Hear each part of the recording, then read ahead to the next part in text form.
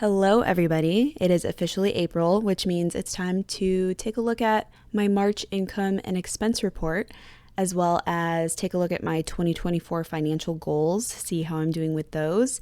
And finally, we will do a little net worth update. So if that's something that you're interested in, stay tuned. And if it's not something you're interested in, then I don't know why you clicked on this video.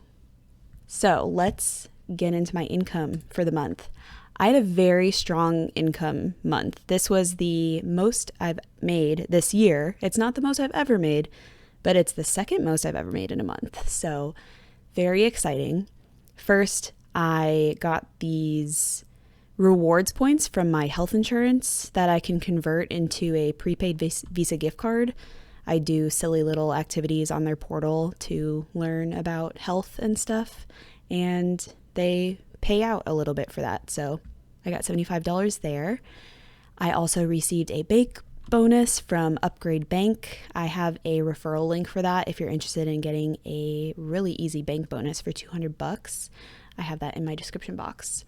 And then I made $118.01 from my high yield savings account interest. I made $5,900 from my weekly paychecks from my job. I had 4 paycheck weeks this week, so that is a pretty standard month for me. Then I made $422 pet sitting. This was 1 house sitting gig and 1 drop-in gig for a total of $422, so not too bad. And then I made $439.01 from refunds. This was a tax refund, a $55 tax refund from the federal government. And then I got a random check in the mail from Pennsylvania. I used to live there, haven't lived there since the very beginning of 2022, basically 2021. I don't know why they sent me a check, but they did. So that's what some of that is. I think it was some kind of rebate. But yeah. And then finally, I sold 40 troy ounces of silver that I had bought in 2013. Decided to sell that and just put that money into the stock market instead. So I made $960 there for a total of $8,114.02. So very strong income month for little old me. Now for my expenses, I was able to invest $47.50 into my retirement. Very happy about that. And then for my fun money categories, I spent $152.06 on eating out. I went out a lot more this month, which I'm actually really happy about. I went out quite a few times. As you can see, I really like Mexican food. Half of these are with my mom, and then half are I do powerlifting, and my powerlifting crew also really likes Mexican, so we go out sometimes after we lift on the weekends. So yeah, basically all Mexican food, and then 1 visit to the coffee shop with my mom. So good, strong eating out month. And then gifts and good vibes. Couple birthdays this month. Got my mom and my brother a birthday card, as well as a birthday gift for my brother, and then a cake for my mom for her birthday. That all came out of the Gifts and Good Vibes Fund. And I still owe my mom a birthday present. I'm actually going to, when I get back from my Oregon trip, we are going to go horseback riding. So I still need to make that purchase. That purchase will happen most likely in May, and then we'll go horseback riding. And I'm so excited for that. But yeah, so I still owe her that.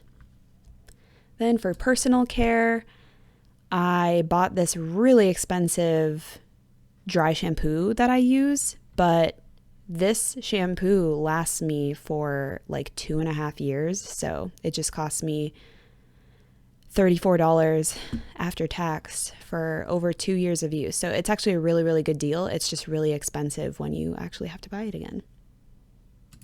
And then stuff and things. I went to the dentist this month, and I kind of connected 2 things. So I was starting to get clicking in my jaw on one side. This has never happened to me before. So like every once maybe every month or so, my jaw would start clicking when I was eating. And then it would go away, and then a few weeks later it would start up again and then go away. And I noticed that I have been grinding my teeth or like clenching really, really hard when I'm doing some of my lifting movements. It's weird because I do powerlifting, so it's squat, bench, deadlift. I actually don't clench during those big movements when I'm lifting like the most amount I've ever lifted. For some reason, I clench really hard on my accessory movements. So when I'm doing higher rep exercises at the gym, and specifically, well, I guess it happens on upper and lower body, but I notice it like on leg curls or like hack squats or leg extensions. I don't know why I hold so much tension in my teeth. But anyway, that's really bad, apparently. So my dentist was like, please get a mouth guard. So I got this mouth guard that I'm still waiting on. I'm going to have to try it out once I get back from my Oregon trip. But I'm hoping that that will solve all my issues and I can live happily ever after and lift without making my jaw click. And then I also got this USB port for my laptop because my laptop only has like 2 USB imports, I think, and I need 3 when I film these videos when I'm in Oregon. So you're welcome. Just kidding. So that's what that's for. And then my essentials, nothing crazy here. I added this compassion category last month, so I donated that $25 to the Ellie Guinea Pig Rescue. I spent $84.99 on groceries. I also, for anyone new here, I live with my parents and I can eat a lot of their groceries, so I mainly have to supply myself breakfast and lunches, and I eat pretty much all of my dinners for free, so that is how I can get away with spending $85 on groceries in a month. And then $15 on my gym, health insurance, normal stuff, $32.50 household. I'm still paying off some medical bills, which I will give an update on in the next section. Phone and storage. I rent a storage place with my mom, keeping my stuff in storage with her. I'm renting a unit with her, so this is my half. And I am just holding, that's like where 90% of my belongings are while I'm living with my parents. So I will not have to pay for this anymore once I move out later this year. And then services and fees. This was my annual membership fee for my Chase Sapphire card, normal subscriptions, and then 1 therapy session. So my essential living expenses were $1,177.92. I spent $45.67 on gas. And I mean, technically, like car expenses should be part of my essential category, but I like to see separately how much my car costs because I really hate that the majority of American society like relies on cars. I have lived in Chicago, and Pittsburgh was like, you could live in some walkable areas, but it was still pretty car centric. But Chicago, oh my gosh, I loved living in Chicago and not having a car and just using public transport. So yeah, I mean, that would be the goal. That's like the dream one day, is to live somewhere a bit more walkable. But for now, I unfortunately have to own a car, and I like to see exactly how much that car is costing me. So maybe one day it'll motivate me to like move to a more walkable area again. But yeah, so that's why I keep that separate. As well as in this car expense category, I track things like maintenance and my car insurance and registration and stuff like that, which I pay my car insurance every 6 months. So that's why that is not showing up here this month. And then just a couple of administrative categories. So this reimbursement category pretty much always zeroes out because it's like my mom and I passing money back and forth when we go out to eat.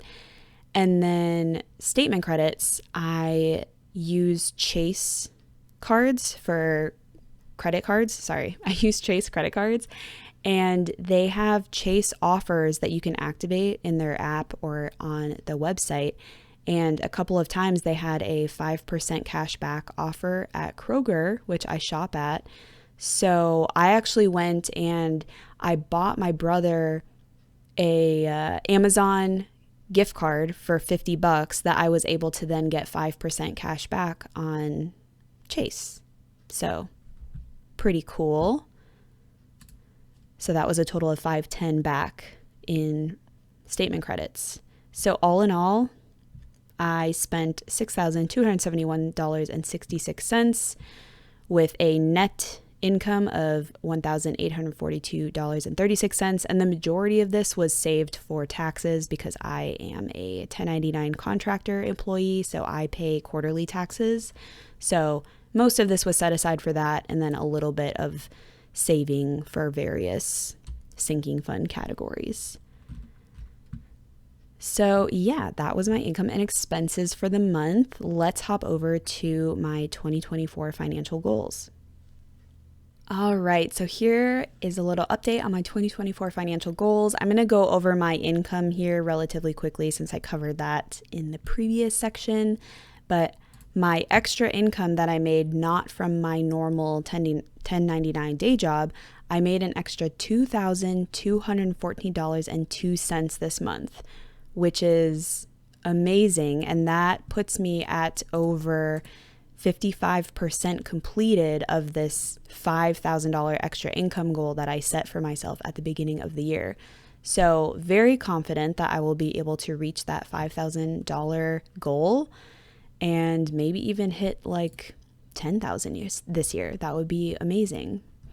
And then I have this $85,000 gross income goal, which again, I guess not a strong start, but I am on track. We are 25% done with the year, and I'm over 25% completed with this goal.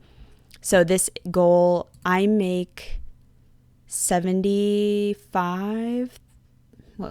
$75,000 gross from my day job.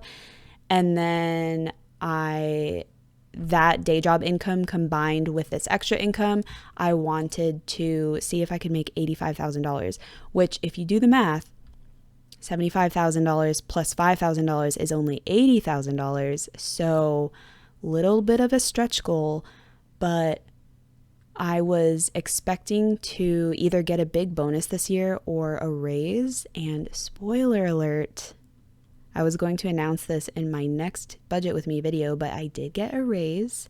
I got a $100 a week raise, which is almost a 7% raise on my income. I am super happy with that. So that puts me at a little over $80,000 a year gross from my job. So with that extra pay the rest of the year, as well as if I am on track to make this extra $5,000 up here, I should be absolutely able to hit this goal this year. So I'm very excited about that. And that is what I love so much about this channel and about YNAB, is it forced me to set these goals for myself and make every single dollar count. So before YNAB and before starting this YouTube channel and making these goals, I would not have, I probably wouldn't have signed up for this bank bonus or cared about cashing out these health insurance rewards. I probably wouldn't have dug my silver out to sell it for extra income. Before YNAB, these federal and rebate check returns from the government, that would have just been lost in my income. I never would have known what happened to it. It would have just been absorbed by the costs of what I was spending on my life pre YNAB. So I just love that YNAB is making me really strive to get every dollar that I can and make the most of it. And then making these goals for myself, it pushed me to ask for that raise. It wasn't a raise that was just given to me. I advocated for myself and I brought it up to my boss and I asked for the $100 a week raise and they gave it to me. So yeah, I guess thank you guys for holding me accountable or helping me hold myself accountable to these goals. Every little bit has really helped this year. So on to my next goal. My next goal was to invest $30,000, which I am very on track to hit. I invested a total of $4,750 in March. So $3,800 of that was to my SEP IRA, and $950 was to finish out my Roth IRA for 2024. So that was a total of $7,000 to my Roth IRA. So now I'm concentrating on my SEP IRA, and I am going to have to maybe do some research this year.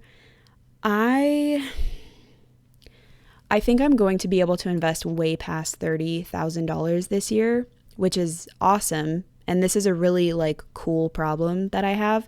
But my problem is I'm running out of tax sheltered space to invest in because I can only contribute so much of my income to my SEP IRA. It works out to be about like $10,000 to $11,000. So between that and my Roth IRA and my HSA, it's like 20 something $1,000 that is in like tax advantaged accounts. And I have an option as a self-employed person to open a solo 401k, but it just seems like I don't know if it's worth the effort for like if this is just going to be a problem this year, because once I move out of my parents' house and my living expenses are higher, I'm not going to be able to invest as much. So I'm not going to have like this current problem that I'm having this year is not going to be a problem next year, or at least not as big of a problem. So I'm kind of going back and forth whether it's like worth the hassle of opening a solo 401k, because it just seems like a little bit more of a burden. Not a burden, but a little bit more overhead to like as far as taxes go. I don't know. I have to do more research and see if I want to do that. I think for now, I'm just going to stick with these accounts and then just put the rest of my investments after I have contributed as much as I can to my SEP IRA this year. I'll be putting everything else into my taxable brokerage, which isn't the worst thing in the world, but I do, in general, you do kind of want to maximize tax sheltered space before a taxable account. So just something for me to think about. But anyway, as far as this goal, I have met my goal 52.5%, which is amazing because if you were watching my videos since the beginning of this year, my original goal was to invest $20,000, which I should be able to hit next month or April, this month. So that's just so cool that I was able to meet my original goal in a third of the time that I thought it would take me. And I'm almost thinking possibly in my next video, I might actually increase this goal to 40,000, but we will see. We will see. For right now, we'll keep it at 30K and see how it goes and not get too ahead of ourselves. But this is going to be a very strong year for investing for me, and I just want to take advantage while I can. Okay, so for my next section, my next goal was to invest $100,000. Not to invest $100,000, but to hit $100,000 invested. And in my previous couple of videos, I was counting my crypto investments towards this goal. And I decided that I don't want to do that. Firstly, because crypto is so volatile right now and it's just really throwing my portfolio back and forth, and it's too much. I don't like how much back and forth it goes. And then second of all, I don't want to count my crypto towards my retirement calculations just because it is so unknown what it's going to do. And I want to hang on to my crypto for now, but I just don't want to like count on it. It's still a gamble to me. It's still fun money to me. I will count it towards my net worth, but I decided to take it out of this goal and to take it out of my retirement calculations down here. So in March, I ended up with $15,908.82 in my SEP IRA. My Roth IRA is at $41,803.61.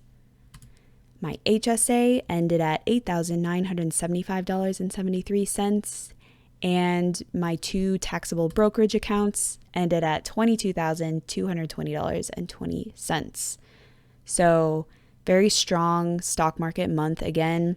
My accounts total were up 8.57%, and if you take out my contributions, they were up about 2.55%.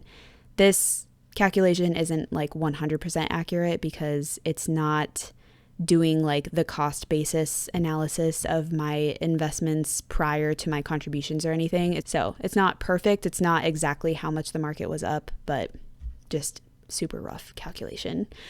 And then for my little retirement calculations down here, so this FIRE number, this is calculating if I were to withdraw 4% of my total invested amounts, how much could I withdraw per year?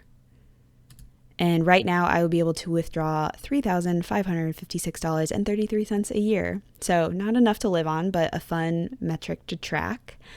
And then these next 3 are calculating if I were to stop investing today and just let my portfolio grow until I was 67 or 60 or 55, how much would I be able to withdraw per year at these ages once my investments have grown? So at 67, right now, if I stopped my investments at this 88,908 and I just waited until 67 to withdraw and never contributed ever again, theoretically, I would be able to withdraw $35,485. Oh my gosh. This amount is what I'd be able to withdraw at 67. At 60, I would be able to withdraw about $22,000 a year. And at 55, I would be able to withdraw about $15,000 a year. And you can see my formula up here of how I calculated this. So I asked ChatGPT. I'm not an Excel wizard, okay? I'd like you to think I am, but I'm not. I asked ChatGPT for a formula that I could use. So I have my birthday hidden in a cell in A38. My birthday is in A38. And so it's taking my birthday, how many days are left in the year, or like how many days of until my next birthday. So it gets exactly how old I am now and uses that in the calculation. And then it assumes a 7%, I think it's called a real return, 7% real return. So this is a 10% return on my investments with a 3% inflation rate, and then a 4% withdrawal rate of that. So I can put this formula in the description box below if you want to play around with it. Otherwise, you can just go to the CoastFI calculator as well, and I can link that in the description below. But yeah, let's do a quick net worth update. Okay, so I made this simple little net worth tracker in a separate spreadsheet. I was originally tracking my net worth in YNAB because they make it really easy since all your accounts are all connected and they do all the work for you. But I personally don't like to track my tax savings as part of my net worth. That's just personal preference. And since I keep my tax savings in multiple accounts sometimes, it's just a little more difficult to track accurately in YNAB. So I made this little spreadsheet. So for the month of March, I ended with $25,813.82 in cash. This is all the cash I have in my high yield savings accounts, checking accounts, stuff like that, and actual literal cash. And then I already went over all of these accounts, so I'll just add those in quickly. And then my crypto, which is a couple of meme coins and then some Ethereum and mostly Bitcoin, that ended at $17,014.64. And this is why I don't like to track it as part of my retirement, because as I'm filming this right now, this balance, like this is what it ended in March, but now it's already back to 15,000 something as of today. So it's just really volatile right now. So those are all my assets. So my assets totaled to $131,736.82 at the end of March. And then for my liabilities, I just have two. So I have my 0% interest credit card that I am currently leveraging. I'm just paying it down super slowly right now to just take advantage of the 0% interest period. And I have all of this money saved up in my cash savings here to pay it off, and I track that with YNAB. So all of this money is already accounted for, but I am just paying it off slowly so that I can earn interest on this amount in my high yield savings account instead of paying off the credit card right away. So at the end of March, my credit card balance was a little bit lower at $4,201.89.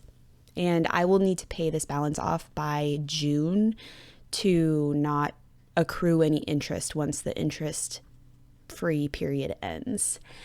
And then my next liability, this is new. It's not new, but I started tracking it just to watch it go down. I wasn't tracking this in YNAB as a debt or anything. It's just a monthly bill that I pay about $364 on. So I just wanted to add that into my liabilities here so that I can see it go down, and it will be gone by June. So as of March, I have $1,092.27 left on this, and this is a bill for my endoscopic sinus surgery that I had last year.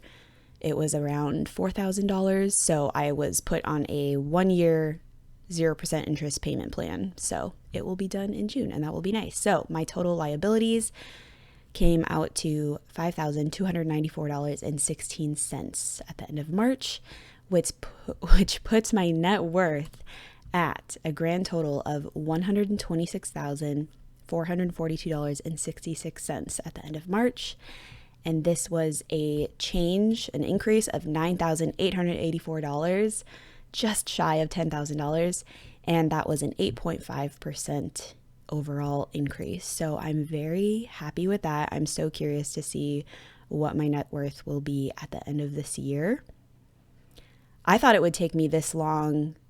When I first started YNAB in September, I thought it would take me until about now to reach $100,000 net worth. So I am like blowing that way out of the water, and I'm just really excited to see where this goes this year. So one other thing, someone asked me a really good question in a previous video if I could go over my different investing accounts and go over why I started them and what the purpose of them is, like what I'm going to use the money for. So I'll go over that quickly. Basically, the very first investment account that I ever opened was one of my brokerage accounts, and that was with Acorns. I opened that in like 2014, and it was just because their marketing reached me as someone who knew nothing about investing. I didn't have any prior investment accounts or retirement accounts, and they made it just sound really easy and appealing. I could invest my spare change automatically, and they would automatically invest it for me with their robo-advisor. So I was just like, they sound like they could do it a lot better than I can because I know nothing about investing. So that's the only reason I opened that account, because I knew that investing was a good way to build wealth, but I just didn't know how to do it. I didn't know how to seek out information on how to do it myself. So that's why I opened an Acorns account. I plan on just letting that money sit for now. I am just planning on using it as a retirement account. So I use it in my retirement calculations. I wouldn't be opposed to withdrawing some of it for maybe a house down payment in the future, or if I had like a really huge emergency or something and I needed to withdraw it. But for now, I'm just counting it in my retirement calculations.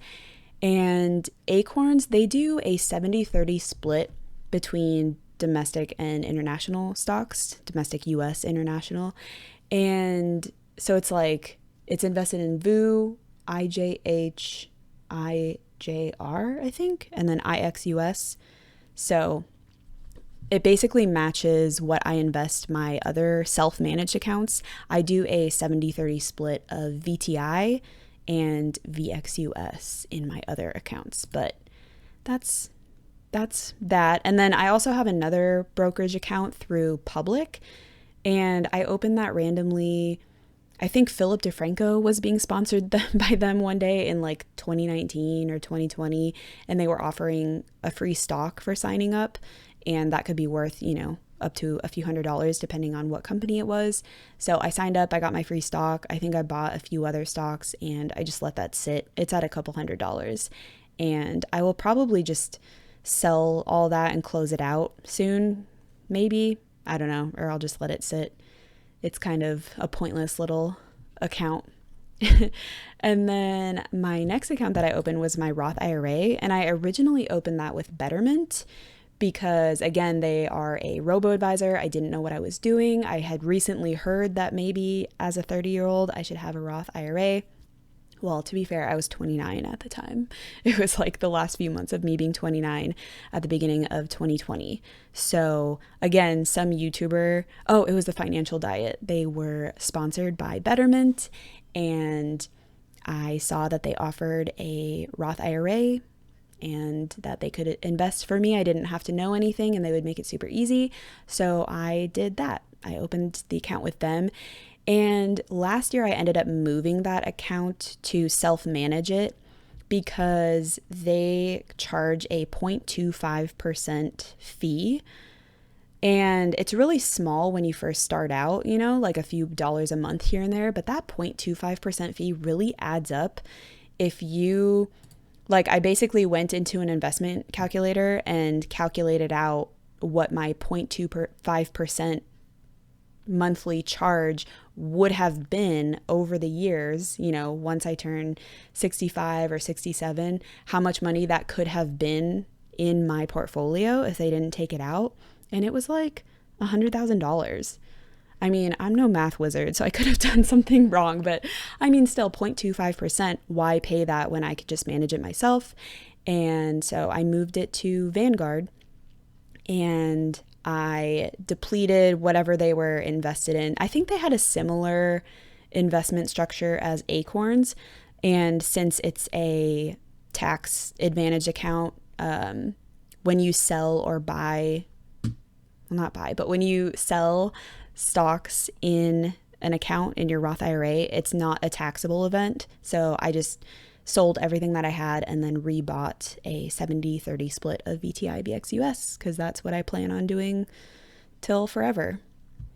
So then I also opened an HSA. I opened this through Lively, which is an HSA company. They just make it really easy to open one online, and when you invest your HSA funds, they offer an account through Charles Schwab.